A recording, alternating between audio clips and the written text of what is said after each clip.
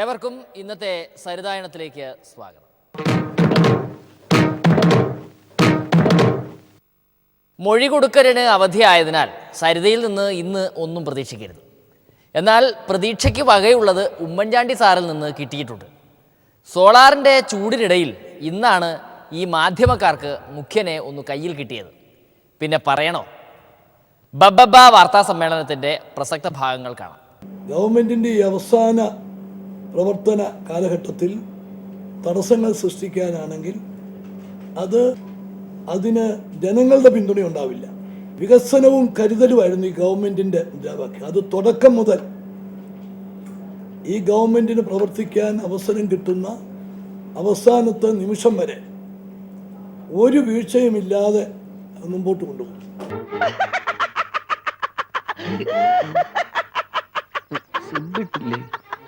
ഈശ്വര, ഇവിടെ ആരില്ലല്ലോ ഇതൊന്ന് പറഞ്ഞു ചിരിക്കാനായിട്ട്. ഓരോന്ന് ഇങ്ങനെ നിങ്ങൾ ചോദിച്ചോ പറഞ്ഞോ, അതൊന്നും അർത്ഥമില്ല. ഉമ്മൻചാണ്ടിയോട് അതൊക്കെ ചോദിക്കുന്നതിൻ്റെ ബുദ്ധിയാണ്. മാന്യന്മാർക്ക് ചോദിക്കാൻ കൊള്ളാവുന്നതാണോ അത്?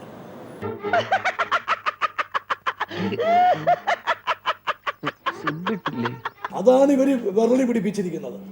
ഈ ഗവൺമെന്റ് കാര്യങ്ങൾ ചെയ്യുന്നു, അതിന് റിസൾട്ട് ഉണ്ടാകുന്നു, അതിനെ ജനങ്ങൾ രണ്ട് കൈയും നീട്ടി സ്വാഗതം ചെയ്യുന്നു.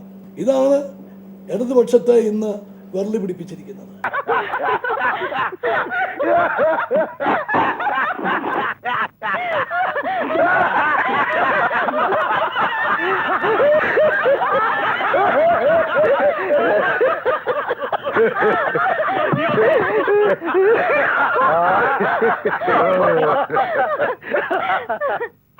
ഈ ആക്ഷേപങ്ങളിൽ ഒരു ചെറിയ ശതമാനം ജനങ്ങൾ വിശ്വസിക്കുന്നുവെങ്കിൽ പിന്നെ എന്തിനു ഭയപ്പെടണം?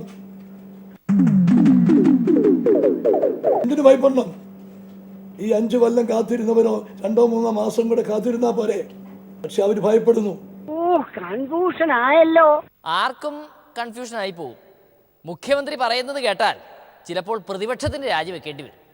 അതുപോട്ടെ, സർക്കാരിന് 1 രൂപ പോലും നഷ്ടപ്പെട്ടിട്ടില്ലാത്ത കേസിൽ മുഖ്യമന്ത്രിയുടെ വലങ്കയും ഇടങ്കയുമായ ബെന്നിക്കും രവിക്കും തോന്നക്കൽ പഞ്ചായത്തിൽ എന്താണ് കാര്യം എന്നതിനും ബബ്ബ തന്നെ ഉത്തരം. ഓഡിയോ റെക്കോർഡിംഗ്സിൽ ക്ലിയർ ആയിട്ട് ഒരു MLA and Thampanoor Ravi speaking clear ആയിട്ട് വന്നതാണല്ലോ. അത് അവര് തന്നെ പറഞ്ഞിട്ടുണ്ട്. അവര് തന്നെ പറഞ്ഞിട്ടുണ്ട്.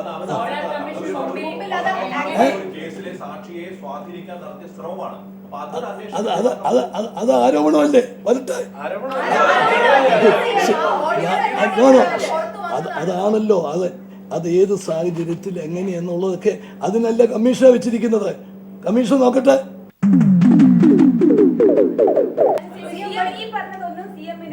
അടുത്ത് നിൽക്കുന്ന 2 നേതാക്കൾ തമ്പാനൂർ രവിയും ബെന്നി ബെഹനാനും വിശ്വസിപ്പിക്കാൻ ആയിട്ടില്ലെങ്കിൽ അവർക്ക് വിശ്വസിക്കാൻ പറ്റിയിട്ടുണ്ടെങ്കിൽ അതല്ലേ പരിശോധിക്കാൻ പോകുന്നത്.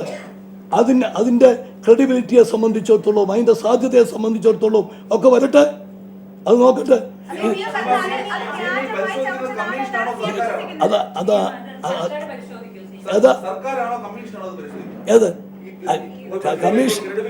മുഖ്യമന്ത്രി കേരളീയരെ നാണക്കേടിന്റെ പരകോടിയിലെത്തിച്ചു എന്നാണ് പ്രതിപക്ഷം പറയുന്നത്. മുഖ്യമന്ത്രിയുടെ തൊലിക്ക് അധികാരത്തിലേറി ഓരോ വർഷം കഴിയുന്തോറും കട്ടി കൂടി വരികയാണ്. ഇപ്പോഴത്തെ മുഖ്യന്റെ സ്ഥിതി ഇതുപോലെ ഇരിക്കും. സോളാർ തുടങ്ങി എല്ലാ കേസിലും മുഖ്യന്റെ ഇടപാടെല്ലാം നടത്തുന്നത് അപ്പുറത്തും ഇപ്പുറത്തുമുള്ള ബെന്നിയും രവിയുമാണത്രേ. ആ ജോസ് തെറ്റയിലെതിരെ CD ഉണ്ടാക്കിച്ചതും ആശാന്മാരുടെ ബുദ്ധിയാണത്രേ. ഈ കേസുകളിലെ എല്ലാം പെൺമണികളെ പറഞ്ഞു മയക്കാനുള്ള എല്ലാ വിദ്യയും ഇവർ പഠിച്ചിട്ടുണ്ടത്രേ. കക്കാൻ പഠിച്ചാൽ പോരാ, നിൽക്കാനും പഠിക്കണം എന്ന ചൊല്ല് തീർച്ചയായും മാണിസാറിൻ്റെ പുന്നാരപുത്രൻ ജോസിനെ ഉദ്ദേശിച്ച് തന്നെ ആയിരിക്കണം ഉണ്ടാക്കിയിട്ടുള്ളത്. തീയതി വെച്ച് നിരാഹാര പന്തലും ബുക്ക് ചെയ്ത് പട്ടിണി സമരം നടത്തിയ ജോസ് മോനെ റബ്ബർ പോലെ വലിച്ചൊട്ടിച്ചു കളഞ്ഞു കേന്ദ്രം. ആദ്യം ആ നിരാഹാര മഹാമഹം കാണാം. ഈ റബ്ബറിന്റെ വിഷയത്തിൽ ആരൊക്കെ രംഗത്ത് വരുന്നു, ആരൊക്കെ ഈ വിഷയം കൈകാര്യം ചെയ്യാൻ വേണ്ടി ആരൊക്കെ ശ്രമിക്കുന്നു, ആ ശ്രമങ്ങളൊക്കെ നല്ലതാണ്. അതിനൊന്നും കുഴപ്പമൊന്നുമില്ല, ഞങ്ങൾ സ്വാഗതം ചെയ്യുന്നു.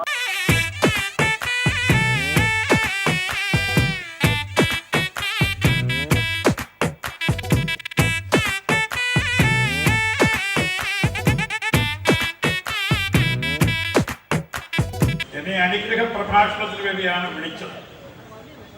ഞാൻ നിങ്ങൾക്ക് വേണ്ടി നിങ്ങളുടെ ചുമതല ഏറ്റെടുക്കുകയാണ്. നിങ്ങളെല്ലാവരും വന്നിരിക്കുന്നത് ഈ നിരാഹാര സത്യാഗ്രഹത്തെ അനുഗ്രഹിക്കാൻ വേണ്ടിയാണ്. അപ്പോൾ നിങ്ങൾക്ക് വേണ്ടി ഞാൻ ഒരു വാക്ക് മാത്രം പറയുന്നു, നിങ്ങളോട് ഒത്തുകൊണ്ട്.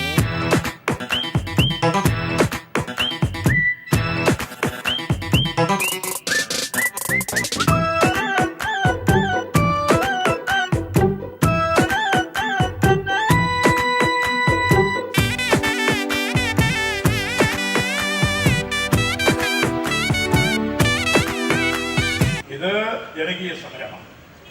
ജനങ്ങൾക്ക് വേണ്ടി, പാവപ്പെട്ട കൃഷിക്കാർക്ക് വേണ്ടി നടത്തപ്പെടുന്ന ഈ സമരത്തെ ഇരു കൈകളും വച്ച് നിങ്ങൾ അനുഗ്രഹിക്കും. നിരാഹാര പന്തലിന്റെ ബുക്ക് ഡേറ്റ് കഴിഞ്ഞപ്പോൾ പട്ടിണി സമരം നിർത്തി ദില്ലിയിൽ ചർച്ചയ്ക്ക് പോയി ജോസ് മോൻ. മന്ത്രി നിർമ്മല സീതാരാമനുമായി എന്തൊക്കെയോ ചർച്ചയും നടത്തിപ്പോൽ. മന്ത്രി ഇംഗ്ലീഷിൽ എന്തൊക്കെയോ മൊഴിഞ്ഞു. അതും കേട്ട് ജോസ് മോൻ നേരെ തിരിച്ചു പോകും. ചെയ്തിടത്തോളം അത്രയ്ക്കും സ്വാഗതാർഹമാണ്. ഒരു വർഷത്തേക്ക് ഇറക്കുമതി, അതായത് അവരെ മാർച്ച് വരെയായിരുന്നു, 2 മാസത്തേക്കായിരുന്നു ഇറക്കുമതി നിരോധിച്ചത്. ജോസ് കെ മാണിയുടെ സത്യാഗ്രഹത്തിൻ്റെ ഫലമായും ആവശ്യമനുസരിച്ചും ഇപ്പോൾ 1 വർഷത്തേക്ക് നീട്ടിയിരിക്കുകയാണ്. നീ കാരണം ഈ തെരുവിൽ എനിക്കൊരു പേരായി. ഇതൊക്കെ എത്രയോ ചെറിയ കാര്യം. ഇത് ചെറിയ കാര്യമൊന്നുമല്ല. ആളുകളൊക്കെ കണ്ണ് തള്ളിയിരിക്കുക. നീ എന്റെ അടുത്ത് വരാൻ എന്റെ ഇത്ര വൈകിയത്? ധർമ്മ സംസ്ഥാപനാർത്ഥായാം സംഭവാമി യുഗേ യുഗേ. അതാണ് നിനക്ക് എന്റെ പേരിൽ ഒരു അഭിമാനം തോന്നുന്നുണ്ടല്ലേ? മന്ത്രി ഇംഗ്ലീഷിൽ പറഞ്ഞത് കേട്ട പാതി കേൾക്കാത്ത പാതി ജോസ് മോൻ അപ്പനെ വിളിച്ചു പറഞ്ഞു, അപ്പാ നമ്മുടെ സമരം ജയിച്ചു എന്ന്.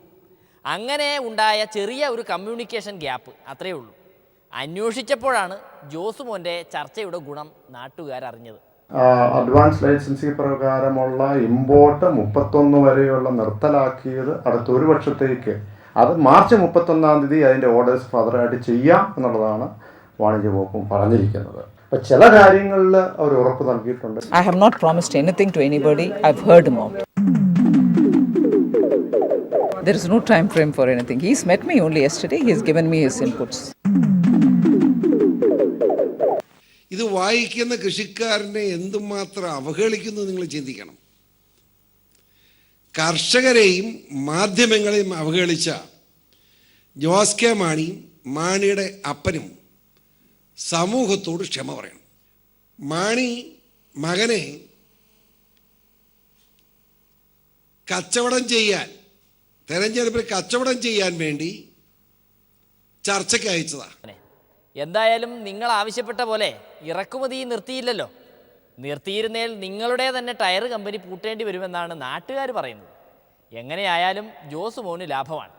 സമരം നടത്തിയെന്നും വന്നു, നിങ്ങളുടെ ടയർ കമ്പനിക്ക് റബ്ബർ കിട്ടുകയും ചെയ്യും. ഉഴവൂരിൻ്റെ ഊഴമാണ്. കുറച്ച് നാളായി കണ്ടിട്ട് ഉഴവൂരിനെ. സരിതയും സോളാറും ഒക്കെ സർക്കാരിൻ്റെ വയർ നിറച്ചുകൊണ്ടിരിക്കുന്നതിനാൽ ഉഴവൂർ വിശ്രമത്തിലായിരുന്നു. ഞങ്ങളായിട്ട് ഇനി ഒന്നും ചെയ്യേണ്ട.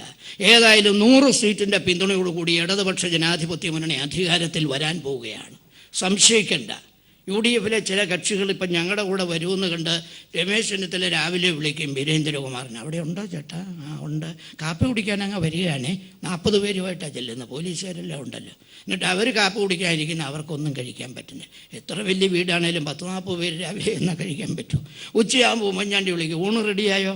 പിന്നെ ഞങ്ങൾ ഉണ്ണാൻ തുടങ്ങുമായിരുന്നു. അവരുണ്ണുന്നതിന് മുമ്പ് ഒരു 50 പോലീസുമായിട്ട് പുള്ളി അങ്ങ് ചെല്ലും. പോലീസുകാരനും കഴിക്കും, അവർ പട്ടിണി.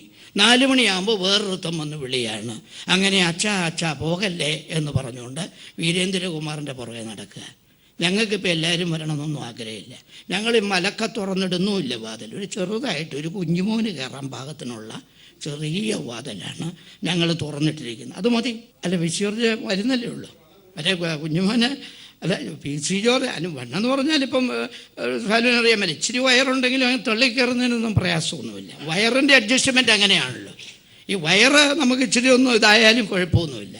നമുക്കെല്ലാം വയറുള്ളവരാണല്ലോ, അതുകൊണ്ട് കുഴപ്പമൊന്നുമില്ല.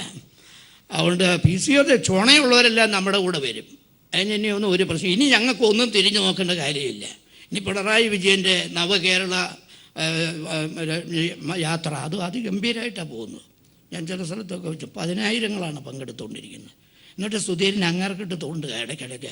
എന്തിനാ എൻഡോസൾഫാൻ മേഖലയിൽ പോയത്? ഞാൻ മാത്രം പോയാൽ പോരെ? ഞാൻ അവരുടെ തലയുടെ അടുത്ത് പോയി നിന്നിട്ട് എൻഡോസൾഫാൻ വലിയ തലയുള്ള പിള്ളേരുടെയൊക്കെ അടുത്ത് പോയി ഇന്ന് ഫോട്ടോ എടുക്കുകയാണ്. അതാണ് സുധീരൻ്റെ പണി. പിറ്റേ ദിവസം ഒരു അവാർഡോട് വാങ്ങിക്കും. പിണറായി അങ്ങനെയല്ല. കണ്ണൂരുള്ള പിണറായിക്ക് എൻഡോസൾഫാൻ മേഖലയിൽ പോകാൻ വണ്ടിക്കൂലി മുടക്കേണ്ട കാര്യമില്ല. കണ്ണൂരും ഉണ്ട് എൻഡോസൾഫാൻ ബാധിത പ്രദേശങ്ങൾ. എന്നിട്ട് ചുമ്മാ വെല്ലുവിളിച്ചുകൊണ്ട് പുറകെ നടക്കുക. ഞാൻ സംസാരിച്ചു പറഞ്ഞു 100 സുധീരൻ വിചാരിച്ചാൽ ഒരു പിണറായി വിജയൻ്റെ ഒപ്പാകാൻ കൊള്ളിയല്ല. എന്നിട്ട് ചുമ്മാ വർത്തമാനം പറയാം. രാവിലെയും വീട്ടും നടന്ന് CPM 10 കോടി രൂപ കൊടുത്തെന്ന് ഈ സരിതയ്ക്ക്. പിന്നെ അവർക്കതല്ലേ പണി, കഷ്ടപ്പെട്ട്. ഉമ്മൻചാണ്ടിയുടെ ഭാവി ഉഴവൂർ പ്രവചിച്ചു കളഞ്ഞു. കുഞ്ഞാലിക്കുട്ടി അടുത്ത പ്രതിപക്ഷ നേതാവായി കളയും അത്രേ. ജനങ്ങളെല്ലാം ഉമ്മൻചാണ്ടിക്ക് പ്രതിപക്ഷ നേതാവ് പോലും ആകാൻ പറ്റിയല്ല. ചിലപ്പോൾ കുഞ്ഞാലിക്കുട്ടി അടിച്ചുകൊണ്ട് പോകും. കുഞ്ഞാലിക്കുട്ടി ഒരു യാത്രയായിട്ട് കുടയൊക്കെ പിടിച്ച്, ഞാൻ അവിടുത്തെ പോപ്പിക്കുടയുടെ പരസ്യമായിരിക്കും. പുള്ളി ഇറങ്ങിയിട്ടുണ്ട്. പുള്ളി കേരളം മൊത്തം കണ്ടിട്ടില്ല. മലപ്പുറവും കോഴിക്കോടും അവർ കണ്ടിട്ടുള്ളൂ. അതുകൊണ്ട് 12 ജില്ലയും കൂടെ കാണാൻ വേണ്ടിയാണ്. ഇടുക്കി കൂടെയൊക്കെ പോകേണ്ട വല്ല കാര്യമുണ്ടോ? അവിടെ മുസ്ലിം ലീഗ് ഉണ്ടോ? ഞാൻ അവരുടെ ആളുകളെ മലപ്പുറത്ത് വെച്ച് കണ്ടപ്പോൾ വല്ല കാട്ടുപന്നിയും കടിക്കുമെന്ന് പറഞ്ഞു. വേറെ ഒരാൾ പോലും അവർക്കില്ല. ചുമ്മാ ഇറങ്ങിയിരിക്കുകയാണ് അവരും. എല്ലാവരും യാത്രയാണ്.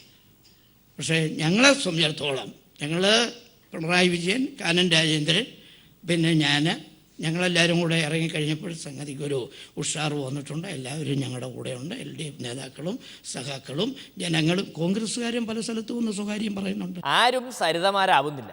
സാഹചര്യങ്ങളാണ് അവരെ സരിതമാരാക്കുന്നത്. സിനിമയിൽ ഇപ്പം വേറെ ഇതൊന്നും നോക്കണം. നന്നായിട്ട് അഭിനയിക്കുന്നവർക്കൊക്കെ ആകാം. അവരുടെ സ്വഭാവമോ കാര്യങ്ങളോ ഒന്നും നോക്കണ്ടേ.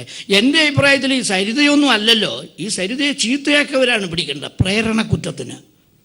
അത് ചെറുപ്പത്തിൽ ഇങ്ങനെയൊന്നും വന്നതല്ലേ. ഇവരെല്ലാം കൂടെ ഫോൺ ചെയ്ത് ഒരാളും പറ്റും 550 തവണയും പറ്റും ഫോൺ ചെയ്യുക എന്ന് പറഞ്ഞാൽ ഫോൺ എടുത്തു പോവുകയല്ലേ. സ്വന്തം ഭാര്യയോട് സംസാരിക്കാൻ നേരെയില്ല. മറ്റേ സരിതയോട് 3 മണിക്കൂറൊക്കെയാണ് സംസാരിക്കുന്നത്. ഒരു 2 മിനിറ്റേലും ഭാര്യയോട് സംസാരിക്കണ്ടേ.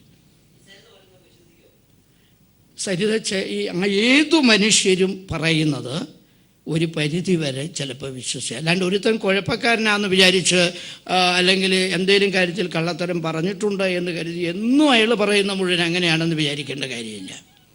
ഇപ്പം നമ്മൾ ഈ മന്ത്രിമാരെ തന്നെ നമുക്ക് വിശ്വസിക്കാൻ പറ്റുമായിട്ടല്ലല്ലോ. എന്നാൽ ചില സമയത്ത് അവർ ഇപ്പോൾ ഉമ്മൻചാണ്ടി കടപ്പളാമറ്റത്തെ കണ്ടില്ല, ശരിയല്ലേ? പുറകിൽ നിന്നാൽ കാണാൻ പറ്റുമോ എന്ന് പറയുന്നതല്ലേ. അതിൽ ഞാൻ ഉമ്മൻചാണ്ടിയുടെ കൂടെയാണ്.